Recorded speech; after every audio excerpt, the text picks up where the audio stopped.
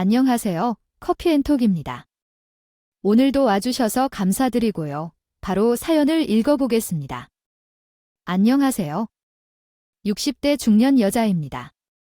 언제나 평범하게 살고 있다고 생각했는데 어쩌면 모든 사람들의 삶의 평범함은 숙제와도 같은 거라는 생각이 들었어요. 저 역시 제 삶이 평탄하고 평범하길 바라며 그렇게 살았다는 것까지도요. 뜨겁게 사랑해서 연애를 했고 결혼도 했지만 찬물을 끼얹는 듯 차갑게 식어버린 뒤 우리에게 남은 것은 아무것도 없었어요. 제 남편은 대학병원 방사선과에서 근무하고 있던 기사였어요. 그 당시만 해도 참 좋은 직업이었던 전망도 좋은 직업이었죠. 저는 그런 남편이 너무 멋있었어요. 피아노 학원 선생님으로 있는 제게는 뭔가 남자다움을 느꼈던 것 같아요. 저는 남편과 너무도 잘 맞는 것이 많아 우리가 마치 운명인 것 같았어요. 속전속결로 연애에 결혼까지 하게 된 이유도 잘 맞아서라고 생각했고요. 하지만 모두 제 착각이었습니다. 우린 운명도 아니고 금슬 좋은 부부도 될 수 없었어요. 결혼하고 행복했던 기간은 대략 4년 정도가 다였어요. 신혼을 짧게 보내고 아이가 태어나서 돌이 되었을 무렵까지 말이에요. 그 후부터 아이를 위해 참고 사는 부부였어요. 물론 남편은 경제적인 부분 외에는 아무것도 하지 않았고요. 남편은 하루가 다르게 우리 모녀에게 모질어졌어요. 그런데 그 이유를 나중에 알게 되었죠. 남편이 근무하던 대학병원의 레지던트와 눈이 맞았고 그 둘은 연애하게 되었다는 거려. 병원 사람 중 그들의 관계를 모르는 사람이 없을 정도로 소문이나 있었어요. 그러니 돌고 돌아 결국엔 제 기회까지 그 소문이 들려왔던 겁니다. 실은 제 동생의 친구가 그 병원에서 영양사로 근무를 하고 있었거든요. 그러다 보니 남편의 소문을 듣게 될 수밖에 없었던 거예요. 그 친구는 어릴 적 제 동생이 집에 자주 데리고 오던 가깝게 지내던 친구였기에 제 결혼식까지 와서 축하해 주었어요. 그러니 저의 남편 얼굴을 당연히 알았고요. 처음 그런 소문이 돌았을 때는 그 친구는 믿지 않았다고 하더라고요. 아내도 있는 유부남이 참 이상한 소문이 다 난다 싶었다고 하더라고요. 그런데 나중에 그 친구가 일을 하다 손목이 다쳐 정형외과 진료를 받으러 갔다가 제 남편과 그 레지던트의 알콩달콩한 모습을 보고 말았어요. 그 친구는 제 동생에게 알리지 않고 바로 제게 연락해 알려줬어요. 저는 동생에게 비밀로 해달라고 부탁을 하고 또 부탁했죠. 그리고 저는 자존심도 없이 그 모든 사실을 알고도 모른 척하며 지냈어요. 어떻게든 가정은 지키고 싶었거든요. 남편의 행동이 그저 지나가는 바람의 길 바라면서 말이에요. 당시만 해도 이혼이 말처럼 쉬운 것도 아니었고 누구라도 쉽게 가정을 포기할 수는 없을 거예요. 하지만 남편의 외도를 알고도 모르는 척 지내는 게 너무도 어려운 일이었어요. 매 순간순간이 의심의 연속이고 그이가 밖에 나가는 것도 싫지만 집에 들어와 앉아있는 것도 싫었어요. 집에 있는 남편을 보고 있으면 속이 뒤집혀서 오만 짜증이 다 나더라고요. 이렇게 가정을 지키기 위해 입을 꾹 닫고 살아가는 게 정말 많은 건지 하는 의구심에 더욱 미칠 것 같았어요. 그나마 다행이었던 건 부딪힐 일이 많이 없었다는 것이었어요. 그저 그렇게 지낼 수 있었던 거죠. 그래서 남편이 어느 정도 방황을 맞춘 후면 다시 제자리로 돌아오겠지 하는 기대도 조금은 했었어요. 물론 남편이 출근했을 때는 매일을 몸 어려운 강아지 마냥 안절부절 못했고 미칠 것 같은 의구심에 꼭 죄라도 지은 것처럼 잡을 안 썩인 날의 연속이었지만 그래도 남편의 불륜이 스치는 바람이길 바라고 또 바랐어요. 하지만 결국 제 입 밖으로 남편의 불륜에 관한 이야기를 하게 되는 날이 오더군요. 그날은 아이가 한밤중에 열이 펄펄 끓어 그 비응급실을 갔던 날이에요. 회식 자리가 있다며 늦을 거라고 말했던 남편은 그 늦은 시간까지 집에 오지 않았고 아이가 열이 높아 남편에게 연락을 했을 때도 그이는 제 전화를 받지 않았어요. 결국 급한 마음에 택시를 불러 저 혼자 아이를 안고 응급실까지 다녀왔어요. 그 응급실 병원은 남편이 근무하는 대학병원 응급실이었어요. 우리 집에서 가장 가까운 큰 병원이 바로 그곳이었거든요. 그런데 회식을 한다던 남편은 회식이 아니라 그 레지던트와 시간을 내고 단둘이 데이트 갔던 거라는 것을 알게 되었습니다. 저를 알아본 직원분들 중 제게 인사를 한 뒤 저를 지나쳐요. 가면서 소금 드는 소리가 들려 알 수 있었어요. 그 사람들은 제가 방사선과 진 선생님 아내라며 자기 남편이 불륜을 저지르는 병원까지 와서 아이 진료를 보다니 불쌍하다며 그 상간녀가 오늘 데이트한다고 그렇게 자랑질하더니 바람피느라 애 아픈 것도 모르는 거냐며 혀를 끌끌 차더군요. 그 이야기를 듣는데 얼마나 화가 나고 부끄럽고 망신스러웠는지 모릅니다. 제 아이 얼굴까지 먹칠을 한 것만 같아 절망스러운 감정마저 들었죠. 아이는 다행히도 단순 열감기라 처치를 받은 후 집으로 돌아갈 수 있었어요. 그곳에서 아이의 상태가 안 좋아 입원 자원이라도 받았다면 하는 생각이 들었는데 그 순간은 정말 아찔할 정도로 눈앞이 캄캄하더군요. 남편은 그날 끝내는 집에 들어오지 않았어요. 아침에 일어나 보니 남편에게 문자 하나 딸랑 와 있더군요. 회식을 마치고요. 숙직실에서 잠을 잤다고요? 그리고 나중에 제게 남편이 전화를 걸어왔지만 저는 받지 않았습니다. 남편은 퇴근 후 곧장 집으로 와서는 제게 아이가 아팠었느냐고 묻더군요. 저는 그런 남편을 보자 눈이 뒤집혔고 결국 남편의 머리끄덩이를 찾고 난리를 쳐댔어요. 당장 그 여자랑 헤어지라고 길길이 날뛰었죠. 내가 최정신이 있는 거야, 없는 거야? 이 어린 자식을 두고 병원에서 랑바람이다. 내가 언제까지 모를 줄 알았니? 닐, 그 구린 행동을 언제까지 숨기면서 즐겨 먹을 생각이었냐고. 더 당신, 그게 무슨 소리야? 어디서 무슨 말을 들었는지 모르겠지만 아니야. 오해야 뭐해? 애가 열이 펄펄 끓여서 병원에 갔더니 거기 간호사가 나 알아보고 그러더라. 남편은 불륜녀랑 데이트 갔는데 아내인 나는 남편이 불륜 저지르는 병원에 아무것도 모르고 와서 아이 진료를 본다고 이래도 아니야? 이래도 오해라고. 병원에 너희 그 더러운 불륜 커플 소문 다 알았잖아. 이미 숨길 수 없을 정도로 파다하게 담았다고. 무슨 소리야? 나는 어제 분명 회식 다녀온다고 미리 당신한테 연락까지 했잖아. 연락이 안 된 건 너무 미안한데 그래도 그런 말도 안 되는 소리를 회식 같은 소리 하네. 당신이 말하는 그 회식 없었다는 건 내가 다 확인했는데 무슨 소리야? 거짓말로 둘러댈 생각 집어치워. 당장 헤어져. 그 여자랑 당장 끝내라고.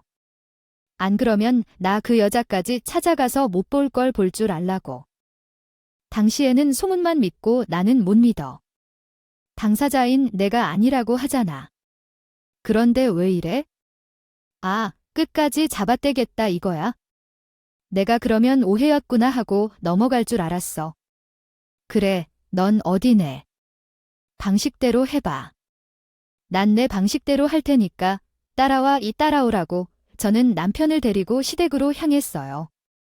남편은 가는 길 내내 도대체 왜 이러느냐며 오바 좀 하지 말라고 어떻게 남편인 자신의 말을 믿지 못할 수 있냐고 말하더군요.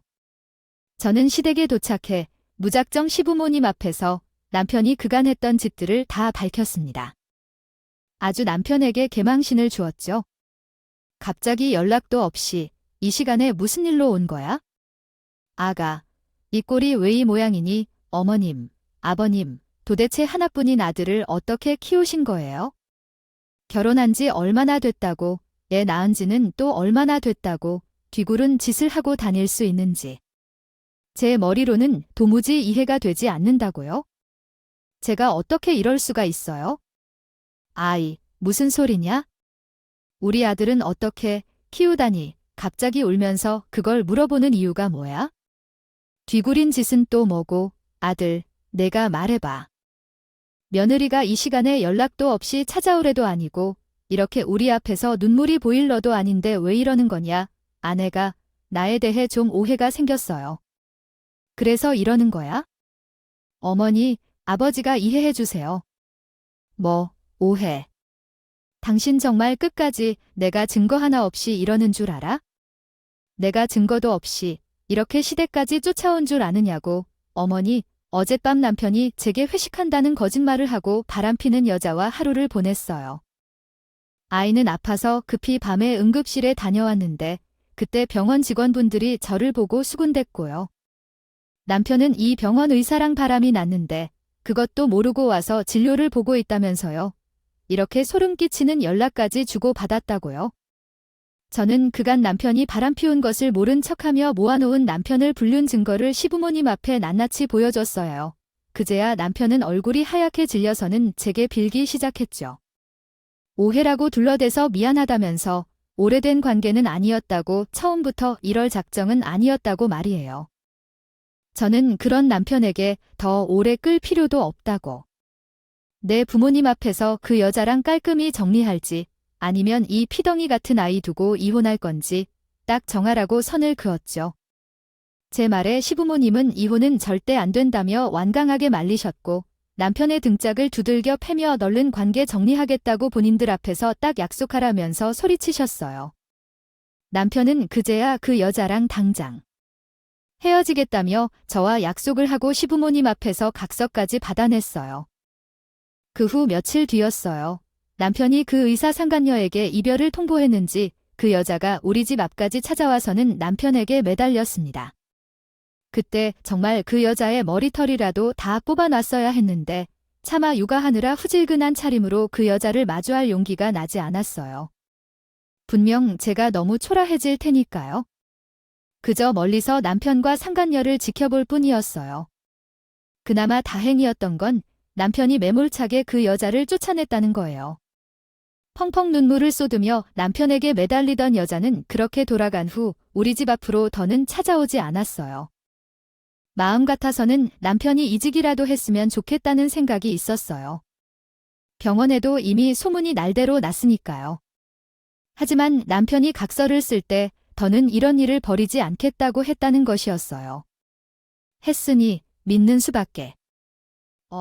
거기다 그 병원에서 나와서 다른 곳으로 옮기는 것이 그 당시에는 쉽지는 않았어요. 아이도 어린데 왜 벌이었던 남편이 공백기가 생긴다는 게 우리 집에는 타격이 있었을 테니까요.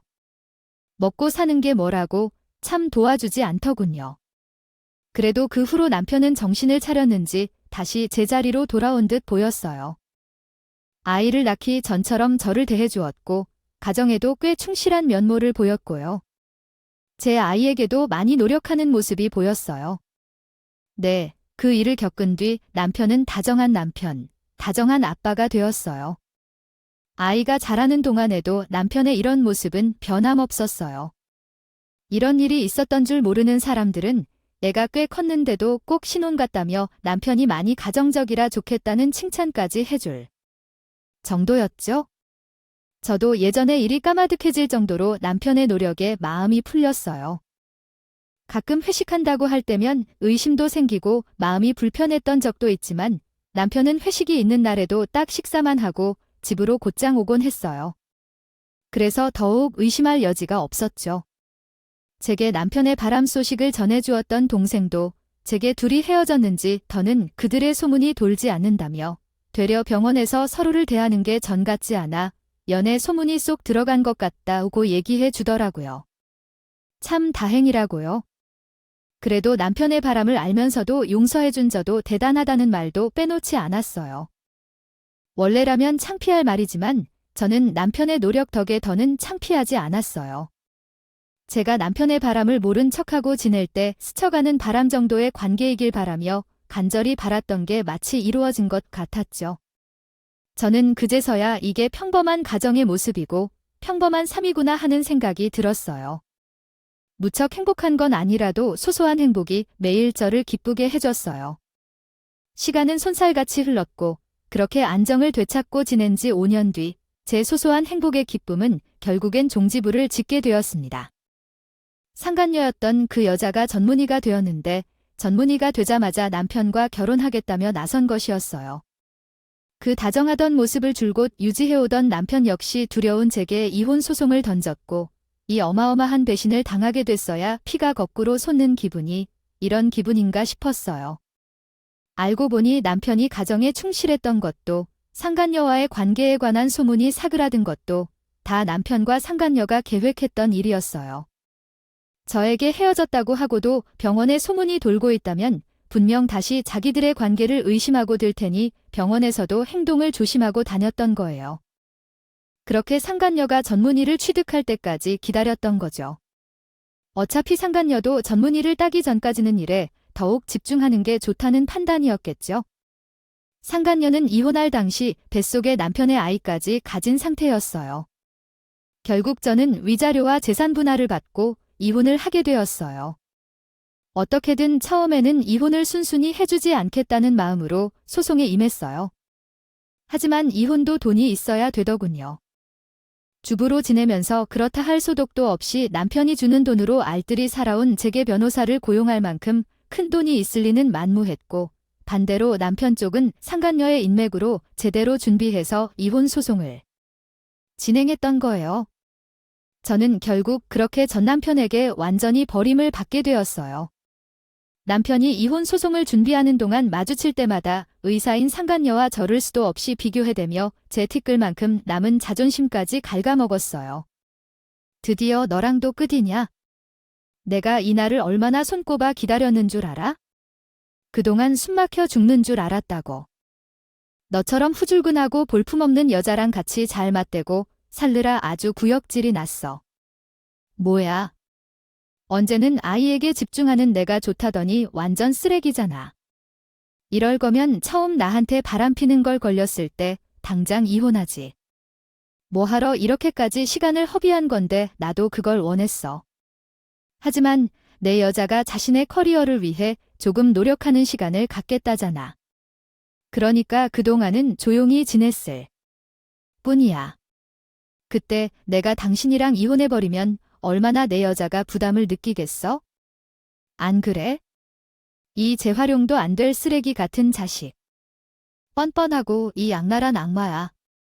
말하는 꼬락서니하고는 천박해서 들어주지도 못하겠네. 넌 이래서 안 된다는 거야? 자격지심에 꼴불견이 태도까지. 아, 어느 곳 하나 내 사람이 될 그녀와는 비교도 안 될 만큼 후졌어. 이러니 내가 바람이 안 나고 배겨. 이렇게 찌질한 당신이랑 사는데? 당신 지금 말 다 했어. 뚫린 일이라고 아무 말이나 막 해도 되는 줄 알아? 천박한 건 내 말이 아니라 당신 행실이지. 그 여자랑 나를 비교하는 태도부터가 넌 인간이길 글러먹은 거라고. 후진 건 내가 아니라 유부남이랑 눈이 맞은 그 여자야 말이야. 너 말 조심해. 우리를 모욕하지 말라고네. 그 구질구질하면 개나 줘버려. 쥐뿔도 능력도 없는 하찮은 주제에 능력 출중하고 매력 철천 넘치는 그 여자를 내 따위가 뭔데 욕하냐고? 내가 나 아니면 사람 구실이나 할 수 있었겠냐? 내가 그래도 같이 사라졌으니까. 이 정도였던 거지? 이제 어쩌냐? 내 힘으로 혼자 얼마나 찌질하게 살지 안 봐도 눈에 훤한데. 조정기간 동안 그 여자가 자신의 아이를 임신했다는 이유로 집에는 잘 찾아오지도 않던 전 남편은 어쩌다 집에 와서 제 속을 다 뒤집어 놨고 우리 딸아이는 안중에도 없는 행동까지 서슴지 않았어요. 하지만 그런 사람임에도 제가 경제력이 없다는 이유로 전 남편에게 양육권까지 빼앗겼어요. 양육권마저 빼앗겼을 때는 정말 살고 싶지가 않았어요. 하지만 이혼 후 저는 양육권을 되찾기 위해 피나는 노력을 하면서 지냈어요. 어떻게든 제 아이만은 제 손으로 길러야 한다는 생각만이 제가 이혼 후 지내는데 원동력이 되었어요. 되었거든요. 저는 이혼 후에 경제력을 갖추기 위해 정말 안 해본 일이 없었어요. 투잡은 기본이었고 살면서 그렇게까지 안 해본 공부도 코피가 터질 정도로 매일같이 잠을 아껴가며 그렇게 살았어요. 그때만 해도 제가 할 수 있는 일은 식당 잡일이나 홀일이었어요. 그 일을 하며 돈을 모으면서 공부에 매진했어요. 3년이라는 기간 동안 정말 빡세게 일을 하면서 돈을 많이 벌 수 있는 직업을 고르고 또 그 직업을 얻기 위해 노력했어요. 제가 선택한 일은 사회복지사였습니다. 다행히 제가 일하면서 알게 된 분들의 도움을 많이 받을 수 있었어요. 당시 사회복지사가 돈을 엄청 잘 번다고는 하지 못해도 어느 정도 전문직이기도 하고 벌이에 대한 걱정은 안 할 수 있었거든요. 그렇게 저는 이혼 후 3년이라는 시간. 딸의 얼굴 한 번도 못 보고 죽을 뻔했어요. 돈을 벌면서 하루빨리 딸을 만나기 위해 애썼죠. 매일을 바쁘게 보내느라 시간이 금방 흘렀어요. 그렇게 긴 3년이 흘렀고 드디어 딸을 만나러 갔어요. 딸은 초등학교 3학년, 딱 10살이었어요. 아이들이 하나둘씩 학교에서 나오기 시작했고 제 딸이 멀리서 걸어오는 것을 보았어요. 그 순간 눈물이 쏟아지고 가슴이 찢어지듯한 아픔이 밀려왔죠. 마지막 날을 생생히 기억하는데 우리 딸은 너무 건강하고 귀여웠어요. 하지만 3년이란 세월이 흘러서 도대체 무슨 일이 있었던 걸까요? 제 딸아이는 삐쩍 말라 있었고 옷도 누더기 같은 옷을 입고 있었어요. 저는 너무 화가 나 전 남편 내에 쫓아갔어요. 그런데 그곳에서 본 모습은 더욱더 충격적이었죠. 전 남편과 상간녀 사이에서 태어난 딸과 딱 맞닥뜨렸는데 그 아이는 아주 곱고 얼굴에서 광까지 나더군요. 때깔부터가 달랐어요. 우리 아이는 정말 딱 봐도 잘 못 먹고 지내는 모습이 역력했거든요. 피부도 검은 티티하고 살이라곤 만져볼 수도 없을 정도로 말라 피부 가죽이 잡히는 정도였죠. 또래 애들보다도 훨씬 작은 최고이기까지 했어요. 거기다 누더기 옷이라고 표현했지만 걸레 짝으로나 쓸 법한 꾸중물이 잔뜩 나올 것 같은 지저분한 옷에 어깨 라인에 작은 구멍까지 나 있었어요. 딱 봐도 오래 입어 해져버린 그런 옷이었어요. 하지만 그에 반면 상간녀의 딸은 고급스러운 원피스를 입고 있더군요. 피부도 뽀얗고 머리도 차분히 묶어 끝에는 파마까지 되어 있었어요. 거기다 볼에 젖살이 남아있는 모습만 봐도 제 아이와 큰 차별을 받으며 지냈다는 게 느껴졌죠. 거기다 상간녀의 딸은 우리 아이보다 어린데도 불구하고 우리 아이보다 최고도 크더군요. 딱 봐도 부모 사랑 듬뿍 받으며 부족함 없이 자란 아이의 티가 팍팍 묻어났어요. 네, 맞아요. 3년 전 제가 버림받은 것처럼 제 딸도 애비라는 놈한테 버림을 받으며 살아왔던 겁니다. 어떤 행색을 하고 있던, 뭘 먹고 있던 그 누구도 아이에게 관심을 가지지 않고 함께 있어도 있는 게 아닌 채 그렇게 살아 허울 뿐인 관계로 긴 시간을 제 아이는 외로움 속에서 견디고 있었던 거예요. 저는 그 모습을 본 순간 눈이 뒤집혔고 그 모든 것을 증거로 삼을 사진을 남긴 뒤 저는 양육권 문제로 소송을 걸었어요. 하지만 전 남편 놈은 이 소송에서 나를 제게 거의 넘기다시피 가져가라며 주더군요. 이렇게 말하면서 말이에요. 이 닮은 딸 꼴보기도 싫었는데 잘 됐다. 아, 내가 가져가. 난 줘도 안 갖는다. 그동안 그 애까지 챙겨야 해서 얼마나 짜증났었는데. 아, 얼른 데리고 가버려 이 말이 친아빠라는 사람의 입에서 나올 수 있는 말인가요? 저와의 관계는 끝났다고 하지만 딸과는 천륜인데 어떻게 천륜을 저버릴 생각을 저렇게 아무렇지 않게 할 수 있는 건가요? 이 사람은 정말 인간이길 포기한 지옥불에 떨어질 짓을 한 거라고 저는 생각했어요. 그렇게 생각하지 않으면 분이차 당장이라도 그거지 같은 인간의 머리끄덩이라도 잡고 깽판을 쳐야 속이 시원할 것 같았으니까요. 저는 아이를 데리고 오는 날 딸을 붙잡고는 무릎까지 꿇으며 미안하다고 사죄했어요. 달, 이제 엄마랑 가자. 엄마랑 가서 우리 둘이 오순도순 그렇게 지내자. 알았지? 응, 엄마. 엄마랑 지낼래? 나 엄마가 나를 찾아줘서 너무 기쁘고 가슴이 벅차. 이제 외롭지 않아도 된다고 생각하니까 너무 안심이 돼. 엄마가 미안해. 널 만나기 위해 열심히 노력하다 보니 시간이 오래 걸려버렸어. 사랑스러운 내 딸, 엄마가 그동안 찾아오지도 않고 연락도 안 해서 많이 서운했지. 괜찮아요. 나 엄마가 너무 보고 싶은 날이 많았는데 이제 정말 다 괜찮아. 엄마가 이렇게 나한테 와줬잖아. 그리고 앞으로는 매일매일 엄마랑 같이 있을 수 있는 거잖아. 그치. 그럼 당연하죠. 우리 딸 많이 외로웠을 텐데 먹고 싶은 것도 많고 하고 싶은 것도 많았을 텐데 엄마가 빨리 오지 못해서 미안해. 엄마가 챙겨주지 못해서 미안해. 엄마랑 예쁜 옷부터 사러 가자. 엄마랑 쇼핑도 가고 맛있는 것도 먹으러 가자. 그럼 나 이제 이런 지저분한 옷 안 입어도 돼. 이제 집에서도 밥도 많이 먹어도 되는 거지? 신난다. 엄마 최고야. 우리 딸, 뭐 필요한 거 있어? 가지고 싶은 거 말이야? 엄마가 3년 동안 못 해준 거 다 해줄게. 그리고 앞으로도 쭉 너 성인이 돼서 또 시집 가기 전까지 엄마랑 꼭 붙어 있어. 우리 딸, 엄마의 하나뿐인 딸, 미안하고, 고맙고, 사랑해. 저는 이날 딸을 위해 제 한 몸 다 바쳐 한평생을 살겠다고 다짐했어요. 그리고 그 다짐대로 정말 24시간이 모자랄 만큼 열심히 살았죠. 아이가 학교에 가고 학원을 다니는 시간에는 사회복지사로 근무했고, 집에 와서 저녁에 아이를 챙기고 아이와의 시간을 보낸 뒤 아이가 잠들면 옷방에 들어가 손두업을 하면서 그렇게 보냈어요. 저는 그렇게 지내면서 하루에 4시간 이상 잠을 자본 적이 없었어요.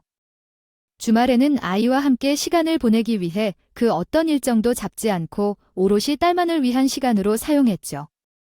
아이가 가고 싶다 하는 곳, 하고 싶다던 것 전부 하면서 말이에요. 우리 딸은 사춘기 시기에도 심한 반항기 없이 정말이 아이가 사춘기가 맞나 싶을 정도로 잔잔하게 지나갔어요.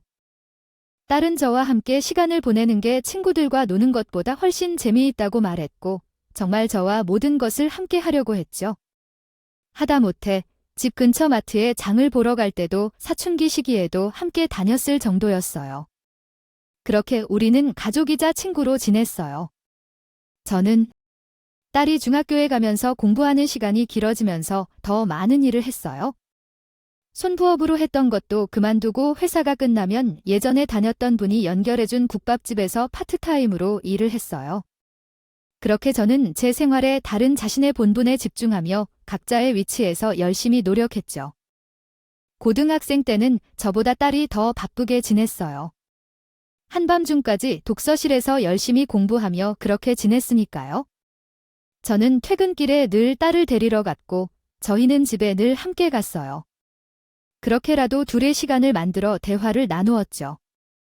제 딸은 제 노력의 보답이라도 하듯 의대에 가게 되었어요. 정말 공부를 잘 했거든요. 사실 전 남편이 데리고 있을 때도 다른 자신이 할 수 있는 게 고작 공부뿐이라며 공부를 하루 종일 했다고 해요. 그래서 그 혼란 속에서도 착실히 공부했던 거예요. 그렇게 의대까지 수속으로 입학을 하게 되었고요. 실은 제 딸이 의대를 간 이유는 저 때문이에요. 잠시나마 새엄마였던 의사 상간녀와 인간 같지도 않은 애비라는 인간에게 본인이 의사가 되어 저를 대신해 그들에게 복수를 해주겠다고요. 처음 이런 이야기를 꺼냈을 때가 딸이 고3 때였어요. 저는 그런 포부로라도 열심히 하려는 거라고 생각했지만 딸은 정말 의대회를 제게 그때 드디어 복수할 기회에 한 발 더 가까이 다가왔다고 말하는 거예요. 전 그때 알았어요. 날의 복수 이야기가 진심이라는 거요. 저는 그런 딸을 다독이며 이야기했어요. 딸, 이제 그만 마음속에 쌓아둔 분노와 증오는 버리자. 엄마는 우리 딸이 정말 훌륭하다고 생각해. 아무리 엄마가 노력했어도 열악한 환경이었을 텐데 의대까지 가고 말이야. 기특한 우리 딸, 이제 의대까지 갔으니까 복수심은 내려놓고 이제 내가 진짜 하고 싶은 일을 해. 엄마가 바라는 건 그것뿐이야. 네가 좋아하는 일을 했으면 좋겠어, 엄마. 하지만 그 인간 같지도 않은 인간들 때문에 엄마가 내가 고생했던 것을 생각하면 난 아직도 너무 화가 나서 속이 답답해. 엄마도 그래? 우리에겐 원수나 다름없는 사람들이니까. 하지만 딸, 그렇다곤 인생을 그 인간들에게 복수하는 걸 원동력으로 계속 나아가게 줄 수는 없어. 엄마는 우리 딸이 환자를 위해 봉사하고 헌신을 다해 치료하는 그런 훌륭한 의사가 되었으면 좋겠거든. 우리 다른 마음이 참 예쁜 아이니까 말이야. 엄마는 그 인간들한테 복수할 마음이 없어. 아이, 물론 복수를 하면 좋겠지. 속이 아주 후련할 거야. 그런데 딸, 엄마는 이미 복수를 한 것 같다는 생각이 드는 걸 그들이 짐짝처럼 여겼던 우리가 이렇게 잘 살잖아. 그리고 이렇게 멋지게 해냈잖아. 분명히 사실을 알면 엄청 배 아플 걸 우리는 이미 너무도 통쾌하게 복수한 거야. 그러니까 이제 연연하지 말고 너만을 위해 노력해야 해. 알겠어, 엄마. 엄마가 그렇게까지 이야기하니까 나 이제 복수 때문이 아니라 내 미래를 위해 열심히 노력할게. 정말 훌륭하고 좋은 의사가 될 거야. 환자 한 명 한 명에게 진심을 다하는 그런 의사. 나 믿고 응원해줘야 돼, 엄마. 그럼 우리 딸은 분명 사명감 있는 좋은 의사가 될 거야. 엄마가 언제나 곁에서 응원할게.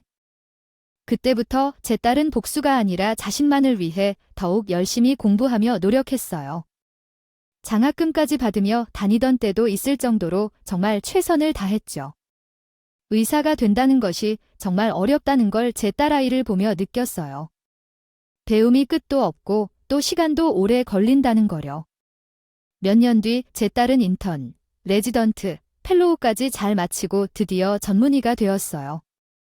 정말 오랜 시간이 흘러더군요. 제가 늘 챙겼던 딸이 어느새 저를 더 챙겨주게 될 정도로 말이에요. 저는 의사 딸을 둔 덕에 언제나 든든했어요. 그러던 어느 날 다른 좀 특별한 환자를 맡게 되었어요. 말기암 환자였죠. 처음에 인상착의를 봤을 때는 누군지 알아보지 못했어요. 그런데 인적사항까지 확인한 후에야 그 사람을 알아볼 수 있었죠. 바로 전 남편이 말기암 환자가 되어 딸의 환자를 오게 된 거예요. 처음에는 알지 못했어요. 딸이 제게 말하지 않았거든요. 딸이 집에 중요한 서류를 두고 갔는데 그걸 꼭 가져다 줘야 한다고 어찌나 부탁을 하던지 있던 약속까지 다 미룬 채 그 서류를 챙겨 날이 근무하고 있는 병원으로 갔어요. 로비에 도착해 딸에게 연락을 했는데 전화를 받지 않더라고요. 그래서 하는 수 없이 아이가 진료를 보는 진료실 앞까지 가게 되었어요. 그런데 대기하고 있는 환자 중 눈에 띄는 환자가 있더라고요. 얼굴은 거무튀튀하고 삐쩍 마른 남자였죠. 그 남자를 지나쳐 간호사에게 가려는데 그 남자가 저를 불러 세웠고 그제야 저는 그 사람이 전 남편이라는 것을 알게 되었습니다. 처음 그 사람이 전 남편이라는 것을 알고는 정말 깜짝 놀랐어요. 딱 봐도 많이 아픈 사람의 모습을 하고 있었으니까요. 전 남편은 괜히 머쓱해서는 자신이 암이라는 사실을 털어놓더군요. 그리고 주치의가 바로 제 딸이라는 것까지요. 저는 전 남편에게 어쩌다 그렇게 된 거냐고 묻자 씁쓸한 표정으로 한참에 뜸들이다 말문을 열었어요. 암말기라는 걸 알았을 때 지금의 아내에게 말했어. 이런 걸 숨길 수는 없으니까 말이야. 그런데 그 여자와 딸이 나더러 나가라고 하더군. 자기들은 암투병하는 사람을 간병할 수 없다고 하는데 자만 알을 좀 챙겨달라는 말을 할 수가 없었어. 재혼한 여자가 의사면서 안마기가 될 동안 모르고 있었던 게 말이 돼. 그리고 그렇게 좋아 죽을 때는 언제고 이제 와서 아프다고 사람을 버려 말이나 되는 거야? 그게 실은 이미 병원을 3곳이나 다녀봤어. 아니, 그런데 다 치료를 거절했어. 이미 진행이 심한 상태라 너무 당연한 일이었지. 그 여자도 그걸 알고 내 몸이니 나 알아서 알아두군. 암투병 환자를 간호하느라 자신의 거의가 스크래치가 나면 안 된다면서 딸은 나의 거들도 보지도 않고 이제야 당신이 우리 벌인 벌을 제대로 받나 보네. 내 딸한테네 아빠니까 고쳐달라고 질척대기라도 한 거야? 그런 거라면 가만 안 둬. 내 딸의 커리어의 말로 스크래치 낼 생각은 절대 하지 말라고. 나를 잘 키웠더라. 대단해. 정말 다른 곳에서 치료 거부를 받은 나를 받아주더군. 이제 알 것 같아. 어떤 그릇의 사람이 의사라는 직업을 가져야 하는지 말이야. 알고 보니 전 남편이 말기 암이라는 사실을 알고 병원 이곳저곳 다녀봤지만 치료 거부를 당했고 딸도 처음 전 남편이 진료를 받아야 한다고 해서 고민이 많았다고 합니다. 그러나 딸은 의사는 환자를 거부할 수 없다는 사명감에 따라 전 남편의 항암 치료를 받게 되었다고 합니다. 나중에 딸에게 물어보니 전 남편을 그냥 아무개의 한 명의 환자로만 생각했을 뿐이라며 숨기기는 했지만 그렇게까지 나아가기는 무리라고도 했다고 합니다. 그녀는 진정으로 대단한 사람이라고 느낀다고 하였습니다. 만약 저였다면 전 남편에게 이상한 소리를 불러일으켰을 것이라고 했다고 합니다. 그날은 전 남편이 입원 수속을 마치고 찾아왔던 날이었습니다. 그는 사과를 하며 우리를 안아주었고 제 딸의 손을 잡으며 아파보니 조강지처만 한 사람이 없었더라면 그동안 자신이 우리에게 저술한 잘못으로 이렇게 벌 받게 되니 이제야 새삼 자신이 어떤 짓을 저질렀는지 알겠다고 말하더군요. 그러면서 자신이 많이 원망했을 저와 딸에게 사죄를 할 수 있는 기회가 생겨 참 다행이라는 말도 빼놓지 않았어요. 그 후로 저는 딸아이의 병원에 찾아간 적이 없습니다. 여전히 가슴에 너무 깊은 상처이기에 아프다는 전 남편을 우연이라도 마주치고 싶지 않더군요. 딸에게는 넓은 아량을 베푼 것처럼 이야기했지만 실은 아니었나 봅니다. 되려 딸이 넓은 아량을 전 남편에게 베풀었던 거예요. 나중에 딸을 통해 전한 이야기로는 매일 회진을 갈 때마다 그렇게 뭘 챙겨준다고 하더라고요. 긴 세월 못 챙겨준 걸 그렇게라도 챙겨주고 싶다면서요. 전 남편이 입원해 있는 동안 상간녀와 그 여자에 대한 단 한 번도 병문안조차 오지 않았다고 해요. 딸이 상간녀와 그 여자의 딸을 본 건 전 남편이 운명을 달리한 후였다고 해요. 주치의로서 장례식장에 참석했는데 그때 처음으로 봤다더군요. 상간녀와 그 여자에 대한 눈물 짓는 모습조차 없었고 자신의 지인들과 아무 날도 아닌 것처럼 그렇게 수다를 떨어댔다고 해요. 딸을 알아본 상간녀는 딸이 의사가 된 것을 알고 쥐뿔도 없는 여자 밑에서 의사까지 되었다는 악담을 하기도 했다고 해요. 하지만 딸은 그런 비방에 화를 내는 대신 여유로운 모습으로 말하고 나왔다고 해요. 그러게요. 보통 독한 게 아니니까 당신들 밑에서 그렇게 꿋꿋이 버텼으니 당신들은 나한테 평생 고마워해야 돼요. 내가 반항이라도 해서 당신이 나한테 손이라도 올렸으면 당신 콩밥 먹었을 거 아니에요. 내가 가만히 있어 준 것만 해도 고마워해야 된다고요? 아참, 얘기 들어보니까 당신 딸은 그 대단한 의사 엄마 밑에서 컸는데 맨날 사고만 치고 다니다 미혼모래 애까지 나왔다면서요. 당신 말대로 쥐뿔도 없는 여자 밑에서 큰 나보다 의사 밑에서 큰 당신 딸이 정말 인간 말종으로 살고 있대요. 그러니까 말 조심해. 감히 상간녀 주제에 당신 입에서 우리 엄마 모욕하지 말라고. 그리고 좀 겸손하게 살아요. 사람 인연이라는 게 나중에 당신이나 당신 딸도 아파서 나한테 살려달라고 찾아올지 어떻게 알아? 마음 좀 사악하고 질 나쁘게 살지 마시라고. 나름 그 말을 남긴 후에 뒤도 돌아보지 않고 장례식장에 빠져나왔고 딸에게 뒤에서 상간녀는 고래고래 소리를 쳤다고 해요. 그 모습을 보고 조문객으로 왔던 사람들이 수근거리며 뒷이야기를 해대더라고 했어요. 나를 나중에 제게 연락해 그런 일이 있었다면 이야기해주는데 이제야 자기식으로 복수를 마친 것 같다며 속이 다 후련하다고. 이제 우리 둘만 건강하고 행복하게 지내자고 말하는데 왠지 저도 통쾌한 기분이 되더라고요. 살면서 인생에 정말 원수보다 더 원수 같은 존재들이 한 번쯤은 나타나더군요. 저와 딸의 인생에서 꽤 오래도록 저희를 괴롭히던 원수들은 그렇게 끝이 났습니다. 참 힘든 날도 많았고 포기하고 싶은 날은 더더욱 많았지만 딸이 제게 기인이 되어 이제는 행복한 날들만 선물해 주려나 봅니다. 우리 딸은 아직 청춘이기에 많은 시련이 찾아오겠지만 그때마다 제가 엄마로서 큰 힘이 되면 하는 바람을 가져봅니다. 딸 팔자는 엄마를 닮는다는데 그 말은 다 추문에 불과한 말인 듯 하네요. 우리 딸은 이미 충분히 잘 나가는 중이니까 말이에요. 앞으로도 저희 모녀 열심히 살아갈 수 있도록 많은 응원 부탁드립니다. 감사합니다. 지금까지 커피앤톡이었습니다. 오늘도 끝까지 함께 해주셔서 감사하고요. 다음 영상으로 또 찾아뵙겠습니다.